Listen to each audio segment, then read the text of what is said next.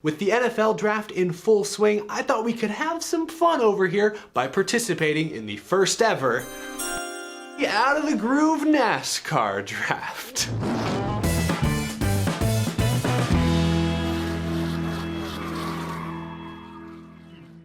How's it going, y'all? My name is Eric and welcome to a very special edition of Out of the Groove. Today I'm gonna role play a little bit. Today I play the role of a brand new NASCAR team owner. I just bought out a whole race shop. I've got some cars on the way, people working on those cars. The only piece I'm missing is the driver. I don't have anyone here to pick against me, so today I'm just gonna give you guys my hypothetical NASCAR mock draft board, and I'm gonna go through and explain each of my rankings as well. But first, this special episode is sponsored by Naughty Wood. Naughty Wood Barbecue Company is a new player in the pellet market. They sent me some of their 100% pure almond wood and plum wood pellets to try out for myself with smoked chicken. Delicious. Naughty Wood Barbecue Company is crafting the first and only almond wood pellets available. These things burn both hotter and cleaner than other pellets. They smell delicious and they add a delicious flavor. They want everyone to give these unique pellets a try and get smoking by heading to Naughty Wood Barbecue. That's naughtywoodbbq.com. Be sure to give these 100% pure almond wood pellets a try during your next summer barbecue. Crafted by the one and only Naughty Wood Barbecue Company. Thank you to Naughty Wood for sending me a sample. It was delicious. Check them out for yourselves. That link is down in the description below. All right. Y'all hear that noise? That means that the first pick is in, the first ever Out of the Groove NASCAR mock draft. That's what we're doing here today. Again, I don't have anyone to pick against, so I'm just gonna give you guys my draft board. Again, we're role playing here. I'm playing the role of a brand new team owner. I need a new driver, someone I can count on, someone fans like, someone sponsors like, someone that can take my new team to victory lane, or better yet, into the championship four. I'm a new team owner in NASCAR. If every driver was on the market, this is the first driver I would pick. With the first pick in the Out of the Groove mock draft, I select Chase Elliott from Dawsonville, Georgia. I know, huge shocker. If I'm a new team owner in NASCAR, Chase Elliott is the first driver I would want on my team. He's the defending series champion. He's only 25 years old. He's gotten himself into a good groove. We know how good he is at road courses, and NASCAR continues to add more and more road courses to the schedule each year. That's great. He's also a tremendous short track racer. He's great everywhere. He's won 11 total races across the last 3 seasons. He's winless so far in 2021, but he's been fast. He's the son of Hall of Famer Bill Elliott. He's the guy who replaced Hall of Famer Jeff Gordon. He's had nothing but high expectations put on him his entire career, but he's in a solid groove right now. Chase Elliott has to be your first overall pick if you're a new team owner getting into NASCAR. This is all hypothetical, of course. Rick Hendrick is not letting that guy get away anytime soon. Let's move on to my second pick. This one might surprise some people. If I'm a new team owner, my second choice is Joey Logano. It feels like Joey Logano has been around forever, but he's only 30 years old. I mean, realistically, he has at least 10 years of peak performance left. Including this year, Logano has won at least 1 race a season for 10 straight years. He's been to the championship 4 multiple times. He's the 2018 champion. Yes, he's aggressive. He's known for rubbing his competitors and sometimes his teammates the wrong way, but hey, you'd still rather have him on your side than have to go up against him, right? That's my theory at least. Joey Logano has no weaknesses. He's great at super speedways. He's great at intermediates. He's great at short tracks. He's great at road courses. Heck, he even won at the Bristol dirt track this season. There certainly are a lot of people who love to hate him, but you can't deny that Joey Logano has lived up to that best thing since sliced bread nickname he got back when he was a teenager. Moving on third on the board here, the Out of the Groove mock draft, I've got Bubba Wallace. This might be controversial. Remember what I said at the beginning of this video. I'm a team owner in NASCAR. Obviously, I need someone who's talented on the track, but I also need someone who's a marketing machine off it. Bubba Wallace has won some truck races in his career. We still don't know how great of a driver he could end up being. He's still 27 years old. There's room to improve, but he's established himself as one of the most recognizable names in all of motorsports. The endorsements he's gotten this year, he's brought new sponsors into NASCAR, the athletes he's affiliated with, the Netflix show he just landed. Marketability is an extremely important box that many drivers do not check, and no driver in NASCAR today checks as well as Bubba Wallace. So that alone makes him my third pick. Now with my fourth pick, we're kind of talking about a different side of the same coin. I'm going with Kyle Larson. Incredible oval racer, no matter the track or the surface. Kyle Larson gets the most out of anything he drives. You know, he won 6 races between 2016 and 2019 with Chip Ganassi. Obviously got the most out of those cars. We know that because championship driver Kurt Busch has gotten into a Chip Ganassi car, and you know, he manages 1 win a season and he makes that car look pretty dang good. But statistically, he still lags behind what Kyle Larson was able to do in those cars during his peak seasons. He joins Hendrick, a top tier organization, and immediately gets a win. Now the opposite from Bubba Wallace though, marketing is a concern. Yes, this week Valvoline confirmed they'll be the primary for 3 races this year, one of the first true outside sponsors to actually make any sort of investment into Kyle Larson since his suspension last season. Funding is always going to be a concern. When will corporate America be comfortable supporting Kyle Larson? Will the corporate America ever be comfortable supporting Kyle Larson again? That honestly remains to be seen. So if I'm a businessman, that's a concern, but his true raw racing talent is plenty enough for him to still be a top 5 pick for me. Now, moving on to number 5, let's talk about William Byron, 23 years old, so he's still got his whole career ahead of him. He could race for 2 more decades easy. Early on in 2021, he's on a huge roll, 8 straight top 10s. He's matured as a driver quite a bit the last couple of seasons, winning for the first time last year at Daytona in a clutch, almost must-win scenario. He's already got a win this year at Homestead Miami Speedway. William Byron is starting to look like that hot prospect who won the Xfinity Series championship in his rookie season, who dominated in trucks his rookie season. He may not be the most outspoken personality, but the talent is clearly there, and he's young, and he's still learning, so that's good enough for me to put him 5th on my board. Like, a team owner would love to have a young William Byron driving for him right now. Now, as a hypothetical NASCAR team owner, young drivers, young talent are especially valuable to me because if I land a great driver when they're young, we could work together for years and years. It could be the next Jimmy Johnson and Rick Hendrick combo, the next Jeff Gordon and Rick Hendrick combo. So young drivers certainly have an added value, but there's something to be said about experience that can bring a lot to the table. So with my 6th pick, again, if I'm a team owner starting a team today, I'd take Denny Hamlin, perhaps the best driver in NASCAR consistently over the past 2.5 seasons. He is 40 years old, so he may only have a couple or a few more years of, top tier production ahead of him, but he is on his game right now. My goodness, 13 wins combined across the last 2 seasons. He's winless so far in 2021, but he has like a bajillion point lead over the cut line. 8 top 5s in the first 10 races this season. He's never won a Cup Series championship. He's become known for coming up small in many of the big moments. But he is hot right now. He has been on a roll the past 3 seasons. You'd be silly to pass up on him now. So he's my 6th pick. Now from one of the oldest drivers on my mock draft board to one of the youngest.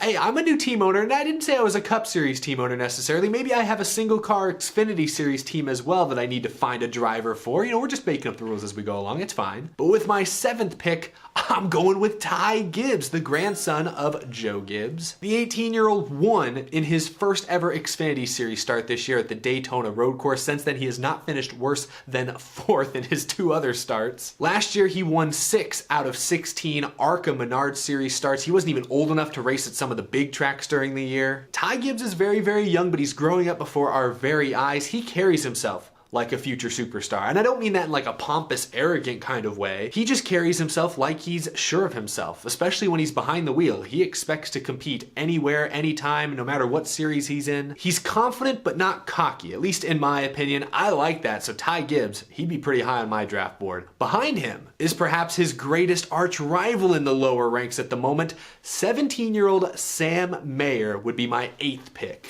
Again, like I said, if you can get these guys when they're young, you have the chance to work with them their entire career. We can win championships, win races together for years. I think Sam Mayer has the potential to do just that. Last summer, at just 17 years old, Sam Mayer rolled into Bristol and whooped the Truck Series field. He's won back-to-back ARCA East Series championships. In main ARCA last year, he won 5 out of 13 races. Often it was him and Ty Gibbs duking it out. He's won in Legends cars, he's won in late models, he's won in a NASCAR truck. You can't miss Sam Mayer. He's gonna be so fun to watch over the next decade or possibly 2 or 3. Now you guys might think I'm crazy putting those young teenagers so high up on my draft board. Let's go with someone who's got a little more experience under his belt. Ryan Blaney gets my 9th pick. He's won one race each of the past 4 seasons, and now in 2021 he already has a win as well and has come pretty close to getting that second one. I'm just waiting for Ryan Blaney to pop off one of these years and win 4 or 5 races. You can feel like it's coming, right? It feels like it should be here. It hasn't happened yet, which is why I have him down below those teenagers, because hey, the potential there is crazy. But Ryan Blaney's still 27 years old, still fairly young, very marketable, a fan favorite. He's got a lot of good things going for him. I understand why Roger Penske has already locked him up to a multi-year extension. I like Ryan Blaney a lot. I like Ryan Blaney a lot. If I was a team owner, I'd want to sign him today because I feel like that multi-win season is coming. It's probably going to happen this year since he's already got a win. He'll probably win again sometime this year, but I want to be there for all the future wins and possible championships. With the 10th pick in the Out of the Groove draft, we'll go with Ryan Blaney's real-world teammate currently, Brad Keselowski. Dang, that's right. I got all 3 current Penske drivers in my top 10. Gosh, Keselowski, kind of like Denny Hamlin, a bit older than most of the other drivers on this list. Brad Keselowski is 37 actually. Still at least a few years of top tier production left. If you look at him the last 5 years, so consistent. 4 wins, 3 wins, 3 wins, 3 wins, 4 wins. He's the 2012 series champion. He's won with multiple crew chiefs in recent years. Paul Wolfe, Jeremy Bullins, doesn't seem to matter. He just tied Dale Earnhardt Jr. and Jeff Gordon with 6 wins at Talladega. So much like his teammate Joey Logano I mentioned earlier, Keselowski doesn't seem to have any serious weaknesses. Last year he was tremendous at the 1 mile and shorter tracks. This year he's won at a super speedway. We know he's great at intermediates. He's a good road course racer as well. Brad Keselowski honestly might be one of the more underrated drivers in the Cup Series today, if you can believe it. I don't want to get into this whole side tangent, but I feel like when people talk about the most talented drivers today, they think of like Kevin Harvick, Chase Elliott, Joey Logano maybe. I feel like Brad Keselowski deserves to be in that top 3 conversation, but people often put him back around 5th or 6th. That's not really fair. Super consistent, still in his prime. Brad Keselowski gets my 10th pick. Flip the board over. We're only halfway through this marathon. With my 11th pick, I'm going with young Christopher Bell. 26 years old, we know about what he's done in the lower series. Tore it up in Xfinity, tore it up in trucks. He's a truck series champion. We know he's a great dirt racer. He won 3 straight Chili Bowl Nationals titles just a few years ago. He's also apparently a great road course racer. He won his first ever Cup Series race this year. It was at the Daytona road course where he beat Chase Elliott down the stretch. The road course king or prince, whatever you want to label him. So Christopher Bell, 26 years old, still has a bright future ahead of him. You know, he is working with Adam Stevens this year, a 2-time Cup Series championship crew chief. Perhaps Adam Stevens is helping him look a little better than usual this season, but I think we saw enough of Christopher Bell in Xfinity and in trucks and just on dirt around the country to know that he's a legit wheelman. I'd love to have Christopher Bell on my team. That's why he's my 11th overall pick. My 12th pick is Alex Bowman, 27 years old. Alex Bowman is good, but not great. He went winless his first year with Hendrick Motorsports, but then he's won 1 race each of the past 2 seasons. He's got a win this year as well already. He's got a low-key but very likable personality that seems to resonate with a lot of fans, although it's difficult to tell how marketable Alex Bowman truly is. You know, I feel like a lot of his marketability purely comes from the fact that he, was Dale Earnhardt Jr.'s replacement and then was Jimmy Johnson's replacement. Like, no disrespect to Alex Bowman, but if not for the car numbers he has driven the last few years, I'm not sure he'd be quite as popular as he is today. And he's still not, I wouldn't consider him one of the most popular drivers in the NASCAR Cup Series. So again, from a businessman's perspective, I want my drivers to be marketable. I'm not sure what I can do with Alex Bowman. He has a cute dog that he likes to show off on Instagram. I can work with that. He's a good driver, but again, he has not, kind of like Ryan Blaney, he's not yet popped off and just like blown away the competition any season, even though I feel like he's close to doing that. I like him, but that's why he's not in my top 10. I have him 12th. I like him, but I don't love him. Another veteran driver, but a very experienced one at that, Martin Truex Jr., 40 years old. Last year was kind of an off year for Truex. He only won 1 race, and I thought, okay, maybe we've finally seen the decline of Truex 2021. Maybe he's not going to be that great. He's proved me wrong so far. He's the only driver in the Cup Series this season with more than 1 win. He's won twice. He's turned into maybe the best short track racer in the Cup Series, one of the 2 or 3 best road course racers. Hey, over the next few seasons at least, that's going to bode very, very well for my team. If we can bring Martin Truex Jr. in, a guy with championship experience who's going to be great at the types of tracks that NASCAR is pumping the schedule full of right now. I may only get Truex for a few seasons, but there are going to be a few banger seasons. So if I'm a team owner, Truex is still pretty high on my list. 13th is where I have him. 14th on my mock draft board, I've got Austin Cindric, the defending NASCAR Xfinity Series champion. You know, Austin Cindric used to be kind of a loose cannon. People call him Austin Spindrick. I know kids can be very, very mean on the playground, but similar to what I said about Truex, Austin Cindric is a great road course racer. There are seven road courses on the Cup schedule this year. There's a possibility there could be one or two more added to next year's schedule when Austin Cindric will definitely be ready for a Cup Series ride. So he's a young guy, still only 22 years old. If things pan out, we could have Austin Cindric in my new team for years. The reason I have him a bit lower than some of the other young drivers on this list is just because, you know, Chase Briscoe won a lot in Xfinity, and I know he's only 10 races into his Cup career, but he hasn't looked that special. The same could be said about Tyler Reddick or Cole Custer, guys who won championships in Reddick's case, or a lot of races in Xfinity in Custer's case, who have not done much in their young Cup Series career so far. That adjustment from the Xfinity level to the Cup level, it takes a few years. It does. Even for Chase Elliott, Ryan Blaney, it took them, you know, in some cases, several years to win their first Cup Series race. So I'm not discrediting Cole Custer or Tyler Reddick. I'm saying they're just not showing that ability, that success yet. I feel like the same thing's going to happen to Austin Cindric. You know, he's supposed to go Cup racing in the real world next season. I don't have super high expectations for his first year or two in the Cup Series, but we're playing the long game with guys like Austin Cindric. A few years down the line, he could be the next Chase Elliott, the next Ryan Blaney, maybe the next Joey Logano. That's what I'm betting on. So I still have him on my mock draft board, just not quite as high as some of the guys like Ty Gibbs beat Austin Cindric straight up at a road course in his first ever Xfinity Series race with no practice. You know, that hurt Austin Cindric's draft stock just a tad. Just a tad. Anyway, it's just one race, but hey, we're having fun here. It's all hypothetical. Don't take it too seriously. With the 15th pick in my Out of the Groove mock draft, we are going with Kyle Busch. Maybe lower than some of y'all expected. He's 35 years old, realistically has at least 5 or 6 years, at least, of great production ahead of him, but keep in mind, he's only won one Cup Series race in the past year and a half almost. I mean, I know he did win the 2019 championship. He's also won the 2015 championship. He's a great driver. But what's going on? His Joe Gibbs teammates haven't slowed down. Denny Hamlin's winning everything. Martin Truex is winning with multiple crew chiefs. Even Christopher Bell has a win this year. What's going on with Kyle Busch? He and his crew chief broke up in the offseason, like actually broke up. Like it sounds like it was actually like some like teenage drama or something behind the scenes. Like he's still arguably the best driver in the Cup Series at taking an imperfect car and dragging it up into the top 5 or top 10 somewhere where it never belongs. He's still really, really good at doing that, but maybe it is just all the car. Maybe just for a year and a half now, he's gotten a bunch of crappy race cars week after week. Maybe that's all it is, but Kyle Busch just has not looked like Kyle Busch. Really not even in Cup, even in Xfinity and trucks, he's not dominating the way he did, 5-10 years ago. So you have to wonder, are the absolute best years of Kyle Busch behind him? Because if that's the case, he is 35 years old. I can't pick him higher up on my draft board here. He's got to go, 15th, mid-first, mid-second round. His recent struggles, no matter whose fault they may actually be, have me too nervous to pick him any higher, so I have him 15th. Let's look at 16th.